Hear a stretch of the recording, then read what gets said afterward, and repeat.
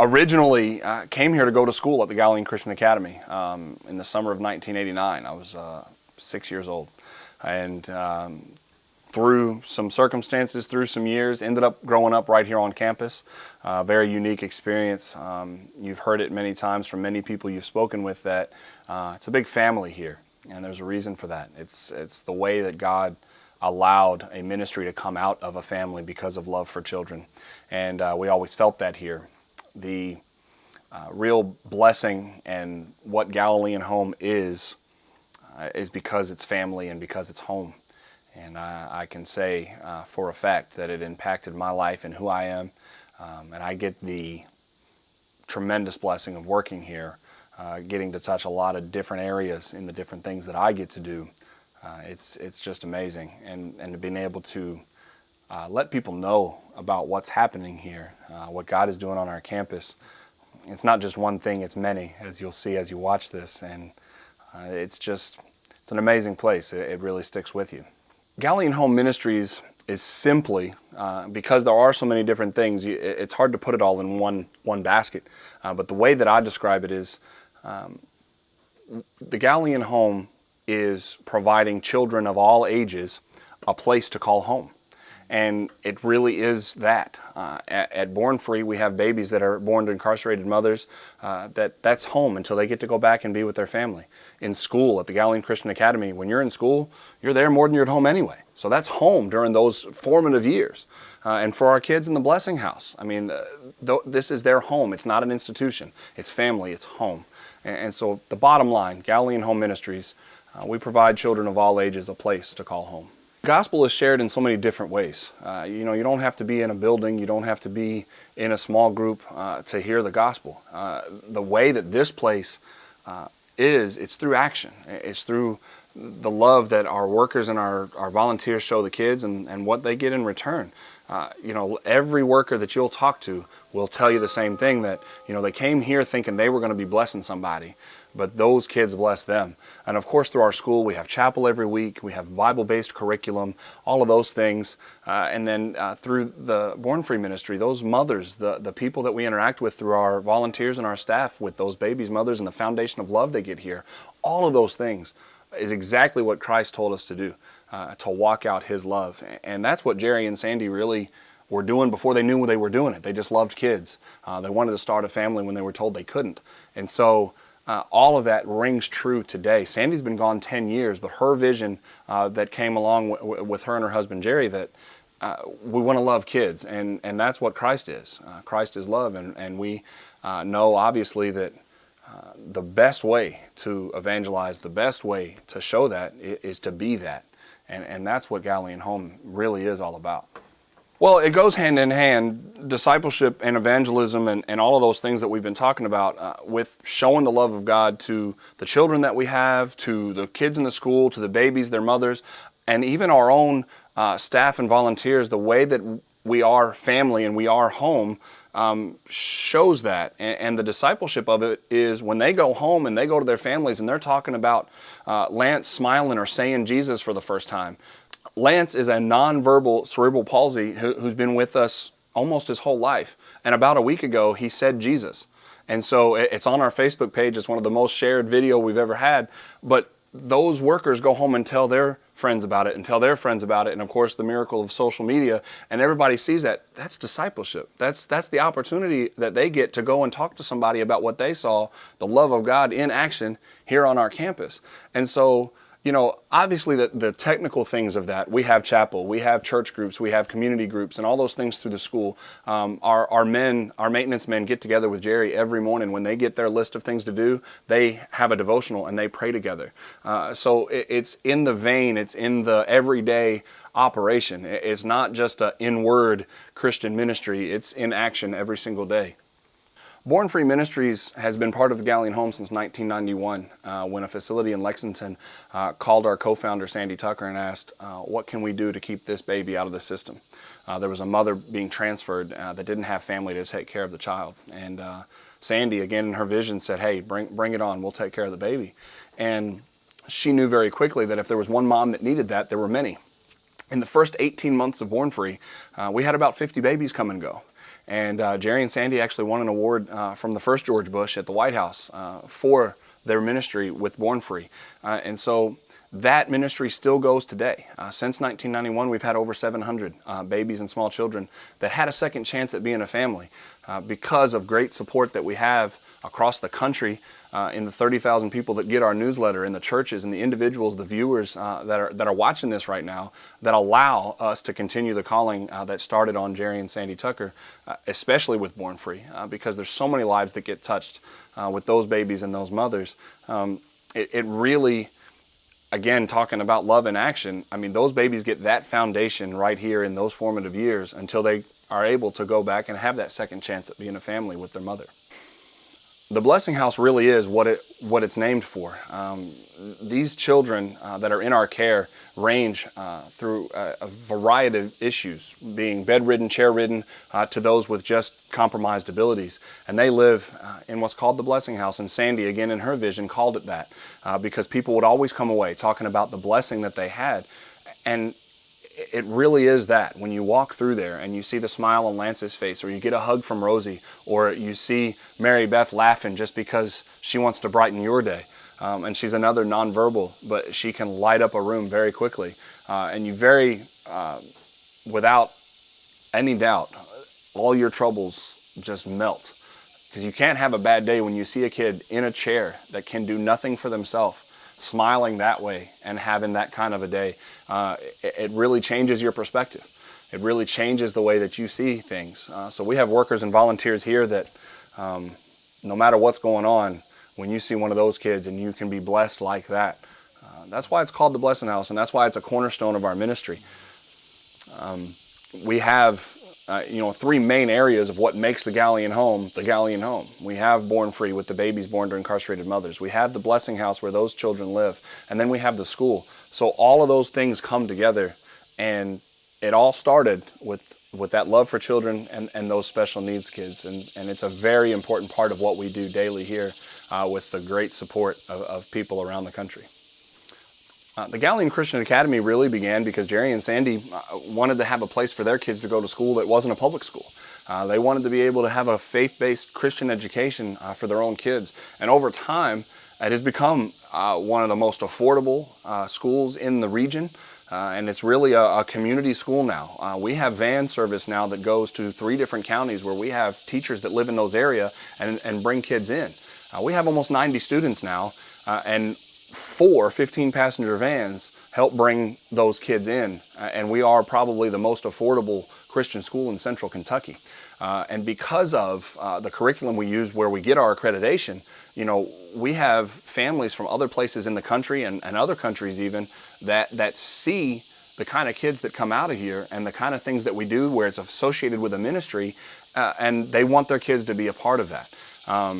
We have the opportunity, because of host families, because of dormitory space here, and because of other avenues, a unique position really to put a child in a situation to not just get a faith-based education, but to get real-world compassion and tolerance and stuff right here on campus with, again, the kids in the Blessing House and babies born to incarcerated mothers that they won't experience on any other campus in the world. So our school is uniquely placed to really bring a kid up the way they should go, the way that Scripture talks about. We have kids that go in and start their own nonprofits. We've got kids that serve in the Marines that become EMTs. And then 100% of the kids that want to go to college get in and do well.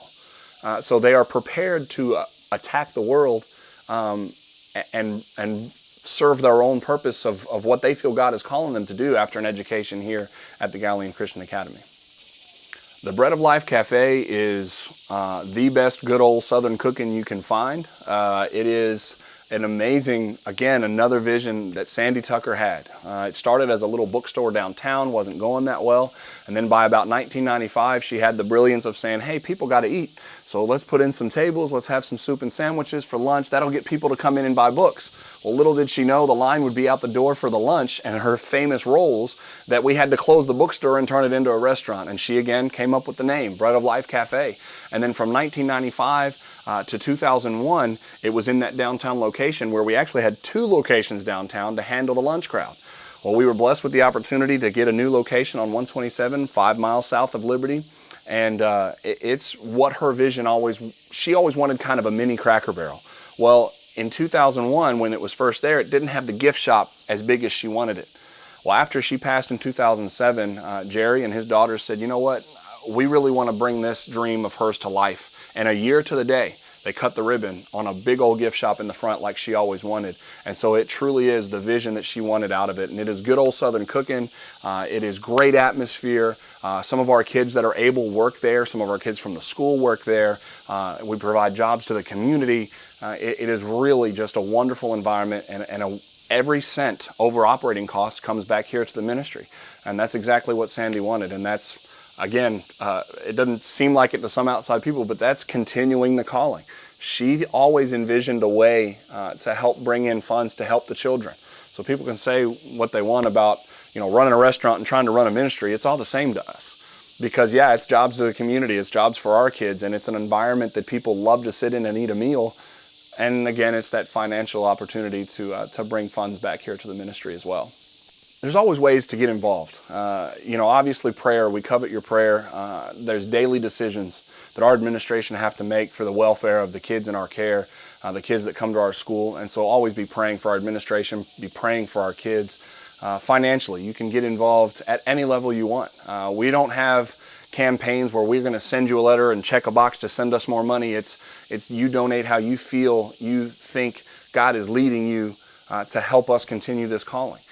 We have donors all over the country and into Canada. We've got volunteers that come all over the place because they believe in what God is doing here. We have the opportunity to volunteer as a work team. We have work teams that come from May to October. Some stay a week, some stay a weekend. There's a way to get your hands right in and be the hands and feet of Jesus right here on our campus and with these kids. So you can pray, you can donate, you can volunteer. There are many, many ways. And in the donation side of things, financially, yes, and then there's also in-kind donations, clothes, diapers, things like that. And if we can't use a donation here on campus, we have a thrift store in town, like a Goodwill. The closest Goodwill is over 30 miles away. And so again, another way to minister to the community. We have those items in that thrift store called the Liberty Trading Post, and that's another opportunity for jobs in this community, an opportunity for us to bless people that as we have been blessed. So there are multiple ways to really get involved and be part of what the Galilean Home is. And you can always find our needs list on the back of our newsletter, on our website at GalileanHome.org. You can find us on Facebook at Galilean Children's Home. There's a lot of ways to stay connected and get involved. I do what I do because God called me to. God called me to come back here. I graduated our school in 2001. I went off to college, did my thing, was in sports broadcasting, felt like I was living the dream that I wanted. And I just kept getting these little nudges. God kept saying, go home. And I didn't know exactly what he meant. I kind of felt like he was wanting me to come back here, but I kind of did the Jonah thing and was like, nah, I'm good. I'm doing what I want to do. And it was interesting because he took, like he often does, God took something that happened in my life and made me do an about face and take a look at what he was really telling me. And he said to go home. And so I sat down with Jerry and I sat down with Becky and I said, I have all this media experience that I've gotten since I left here. And, Sandy was always public relations before it was ever anything cool. She was able to talk to anybody. She was able to get the news media. She was able to talk to George Bush sitting at the table at the White House. And so that was a strength of hers among many things. And I felt like God was calling me to help take that part of the burden off of Jerry and Becky because they don't like that part of it. They don't want to be the ones out talking. They can, and they do it. But my calling is to help take that burden off of them among some other things that I get to do. But because I get to do that and because, Sandy was the one that got me into speaking in front of people in the first place when we used to travel around. We used to go to singing trips and we would go and sing at a church. Well, one day getting on the bus, she handed me a piece of paper and she said, you're doing this tonight. Sandy didn't ask you to do anything. She told you what you were going to do. And so she handed me this paper and she said, you're doing this tonight. And it was a monologue part of a Carmen song called God in America Again. And I did the monologue part that night, first time on the way there, learned it on the way there, and did that for years as part of it. And I actually did it in school. We had a state monologue competition that I won because of it. Well, Sandy was the one that did that. She put that in my hands. And so I ended up in broadcasting. Now I go speak at churches and I get to share what God is doing here. I get to do things like this where I get to tell people about this wonderful place that cares about kids and that is a home and a family to those that need it. And so I really do all the different things that I do, all the different hats that I get to wear, whether it be doing something on social media, talking at a church, taking a meeting to see what we're going to do next in a certain area. All of those things, that person-to-person stuff that I get to do, it all directly impacts these kids. And what's better than trying to help a kid that doesn't have it, or to be able to go down to the Blessing House and get a hug from Rosie, or see these kids win a ball game from a little bitty school here in the middle of nowhere. Just those kind of things, it makes it rewarding. It makes it irreplaceable, really. So that's the long version. That's why I do what I do. I would say that if